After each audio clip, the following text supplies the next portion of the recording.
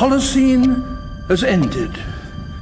What we do now, and in the next few years, will profoundly affect the next few thousand years. The only conditions modern humans have ever known so far are changing, and changing fast. Nothing stays the same on this planet. Everything changes. The Earth is going into one of these jumps, and you don't know what is going to be on the other side of those jumps. The Earth is always jumping.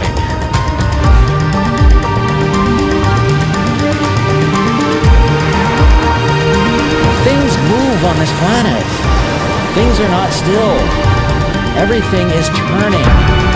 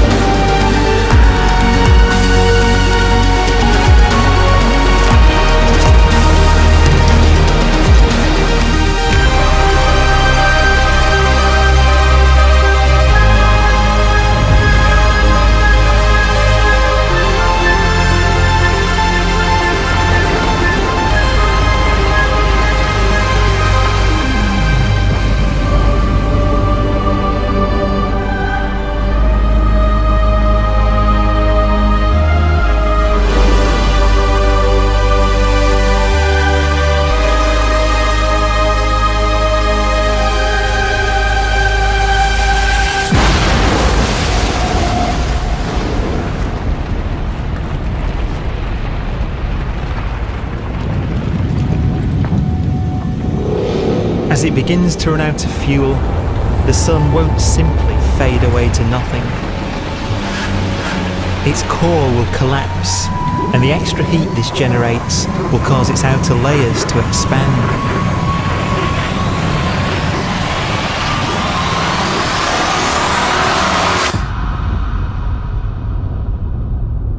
The sun is now dead. Its remains slowly cooling in the freezing temperatures of deep space.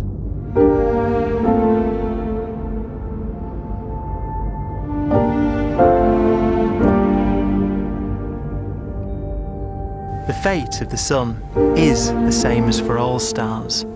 One day, they must all eventually die, and the cosmos will be plunged into eternal night. All stars eventually will run out of fuel. The temperature of the universe drops. The stars, one by one, in the night sky, will turn off. And there'll be no more new stars created. And so that the universe will end not with a bang, but with a whimper. And not in fire, but in ice.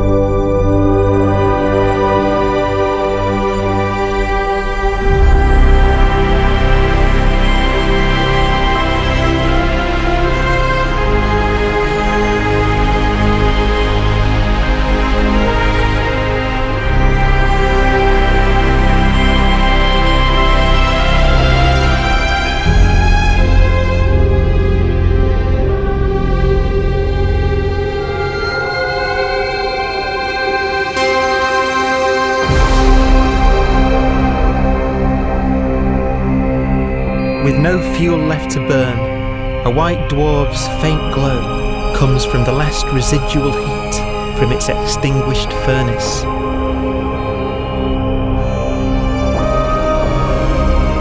Looking at it from where the Earth is now, it would only generate the same amount of light as the full moon on a clear night.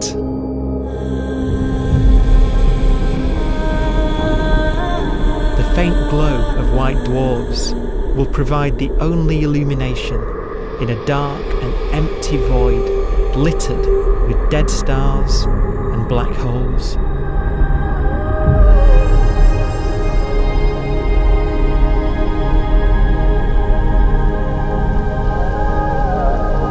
In some ways, it's kind of a ghost universe. It's the corpses, the zombie stars, that will take us into the future.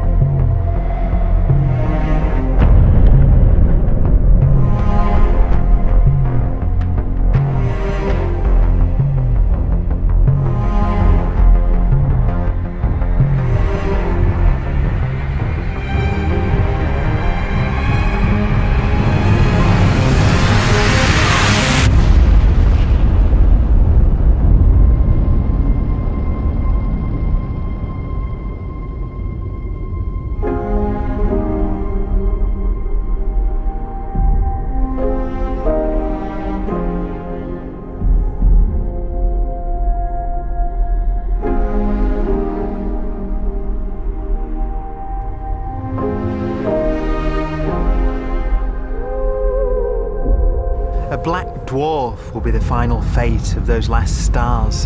White dwarfs that have become so cold that they barely emit any more heat or light. Black dwarfs are dark, dense, decaying balls of degenerate matter, little more than the ashes of stars. Their constituent atoms are so severely crushed that black dwarfs are 1,000,000 times denser than our sun.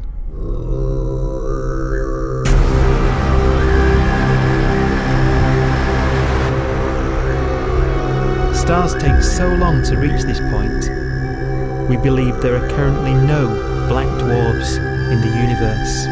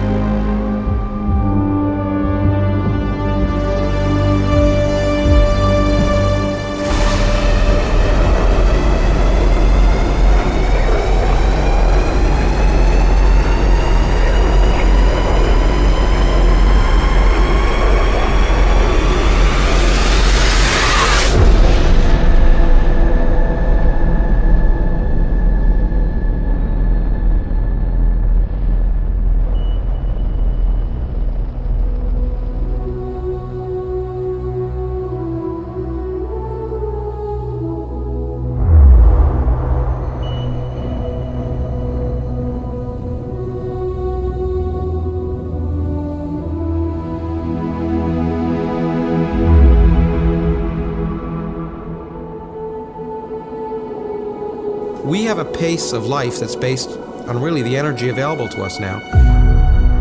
You could imagine living conscious systems which have a very different pace and therefore can extend out at least a lot farther than you'd imagine otherwise. You could have a living system where if it had a thought every 10 trillion years, that would seem normal. Even if our life dies out, one could imagine at some time arbitrarily far in the future, a fluctuation occurs which allows intelligent life to exist again for a little while. So you might have islands in time of intelligence.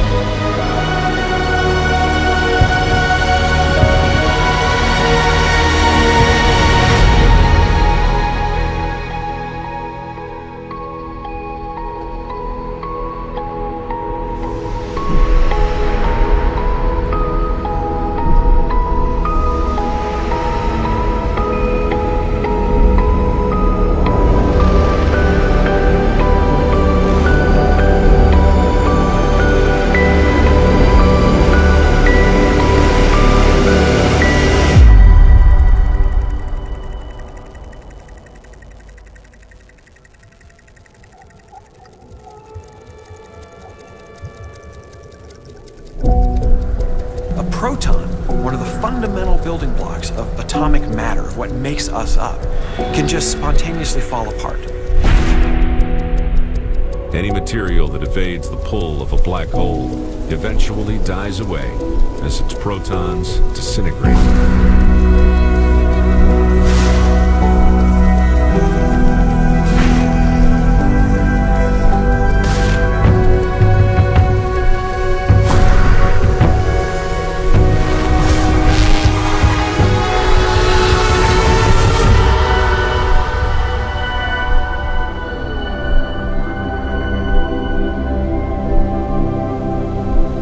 The matter inside black dwarfs, the last matter in the universe, will eventually evaporate away and be carried off into the void as radiation, leaving absolutely nothing behind.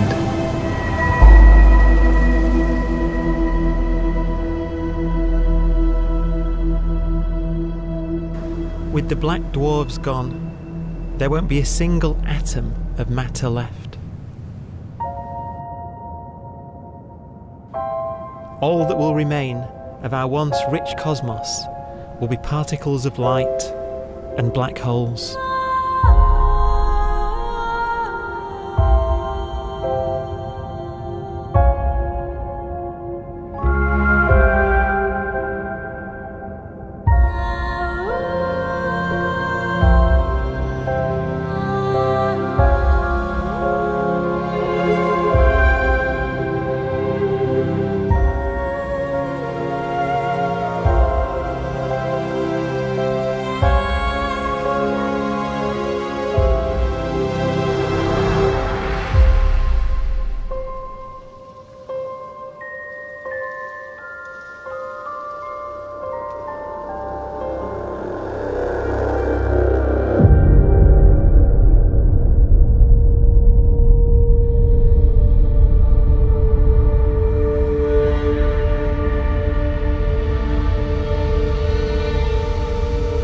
The arrow of time creates a bright window in the universe's adolescence, during which life is possible.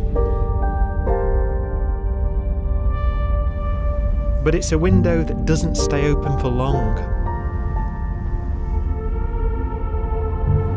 As a fraction of the lifespan of the universe, as measured from its beginning to the evaporation of the last black hole, life, as we know it, is only possible for 1,000th of a billion billionth billion billion billionth billion billion billionth of a percent.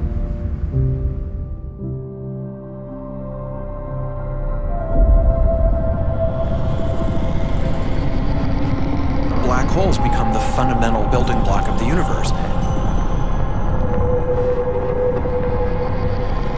A galaxy will basically be a supermassive black hole in a center with smaller black holes orbiting it. Zombie galaxies filled with black holes continue to evolve.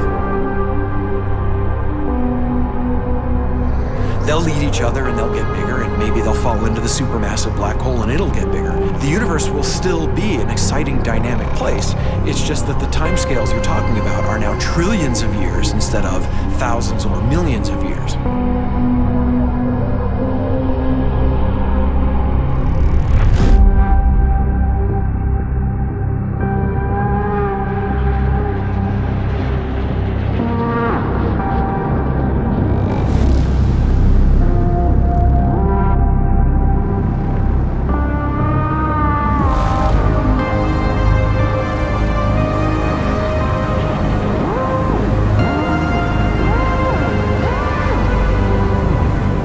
Black holes can bang on space-time like mallets on a drum.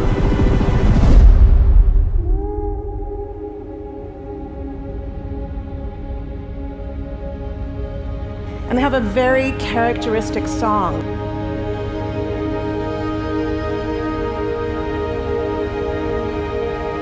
Imagine two black holes that have lived a long life together. At the end of their lives, they're going around each other, crossing thousands of kilometers in a fraction of a second. As they do so, they leave behind in their wake a ringing of space, an actual wave on space-time.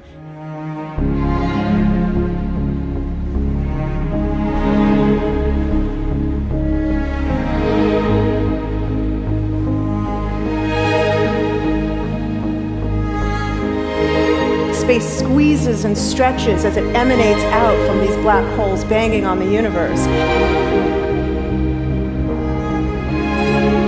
Those are the gravitational waves. They are literally the sounds of space ringing. And they will travel out from these black holes at the speed of light as they ring down and coalesce to one spinning, quiet black hole.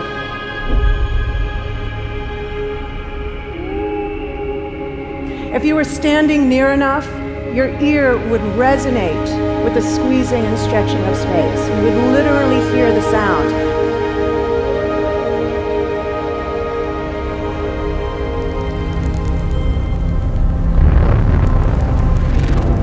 Imagine a lighter black hole falling into a very heavy black hole. The sound you're hearing is a light black hole banging on space each time it gets close.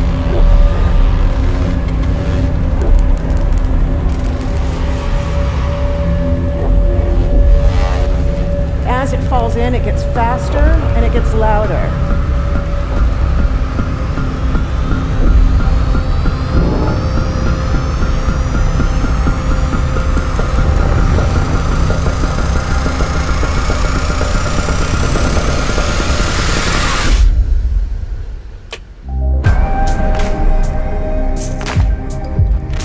Scientists used to think black holes were immortal, but even these will one day die. Now we're talking about timescales of unimaginable length, quadrillions of years into the future. On that timescale, even the black holes begin to evaporate.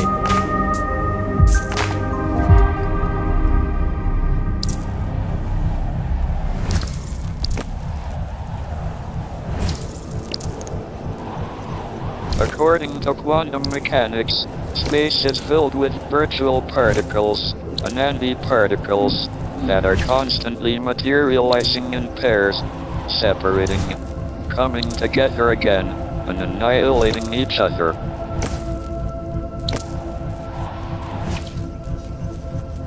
In the presence of a black hole, one member of a pair of virtual particles may fall into the hole, leaving the other member without a partner with which to annihilate. The forsaken particle appears to be radiation emitted by the black hole. And so, black holes are not eternal. They evaporate away at an increasing rate until they vanish in a gigantic explosion.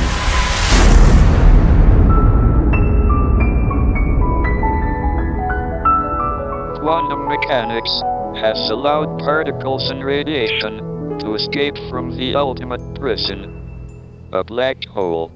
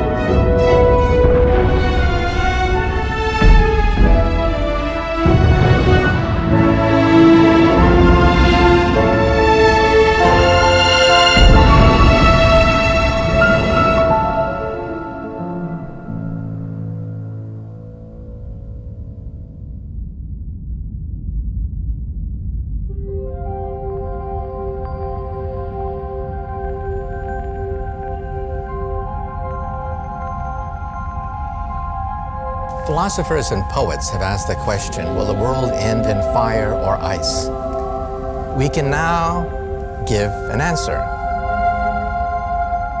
The latest evidence shows that the universe is not slowing down, but it's speeding up out of control. And the universe, we think, will die in ice. Trillions upon trillions of years from now. Empty space itself has energy. In every little cubic centimeter of space, whether or not there's stuff whether or not there's particles, matter, radiation, or whatever, there is still energy even in the space itself. And this energy, according to Einstein, exerts a push on the universe.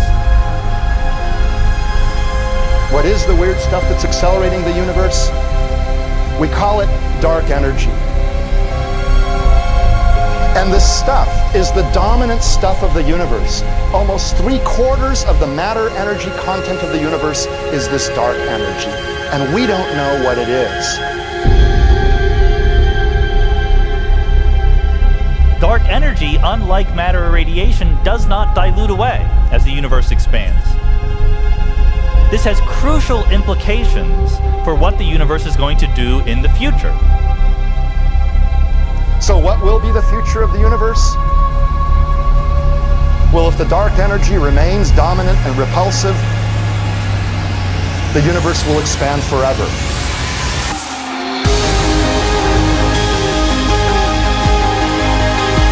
Faster and faster and faster with time. A runaway universe. 70% of the energy of the universe resides in empty space, and we don't understand why. But we do know what will happen.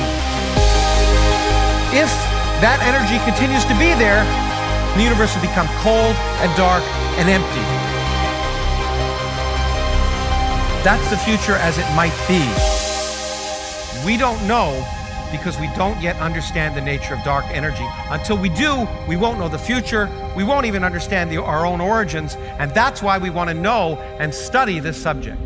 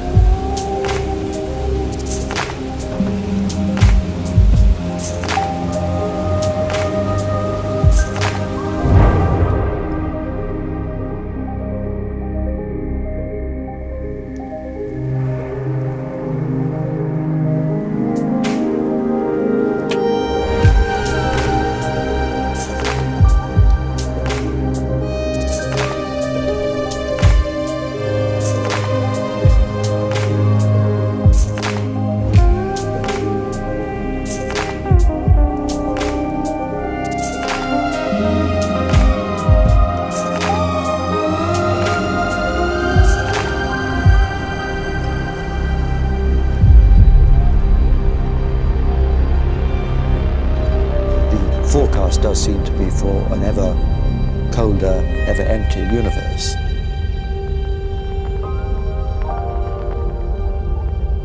But then, of course, we have to ask, could that end lead to a new beginning? And there are ideas whereby what actually is the end of our universe could in some sense be linked to the beginning of a new one.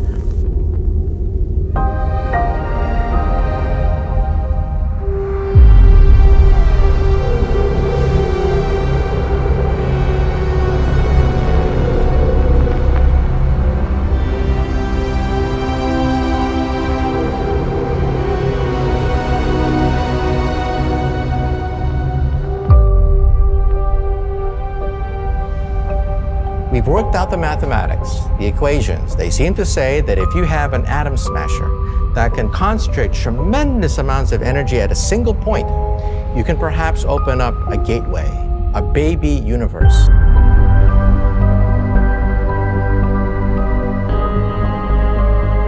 Facing the death of everything there is, this perhaps is their only possibility of escape. And this also raises a very intriguing possibility, sheer speculation of course, that perhaps any universe that has intelligent life in it will create baby universes, will create lifeboats, and proliferate child universes. So an evolution may take among universes in the multiverse. Survival of the fittest may take place. So those universes which do not have intelligent life are infertile. They have no children. But those universes that have mild temperatures, stars like us, would create civilizations that could open up child universes, and they would then proliferate.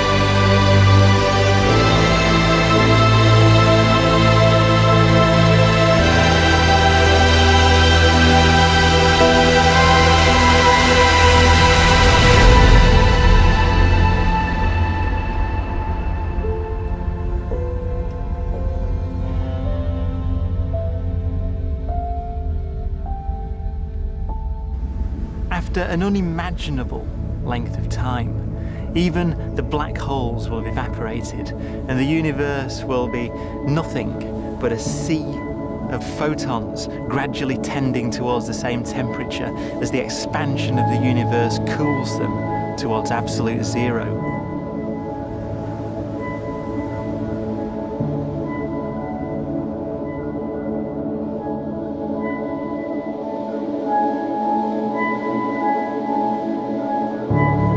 Once the very last remnants of the very last stars have finally decayed away to nothing, and everything reaches the same temperature, the story of the universe finally comes to an end. For the first time in its life, the universe will be permanent and unchanging. Entropy finally stops increasing because the cosmos cannot get any more disordered. Nothing happens, and it keeps not happening forever.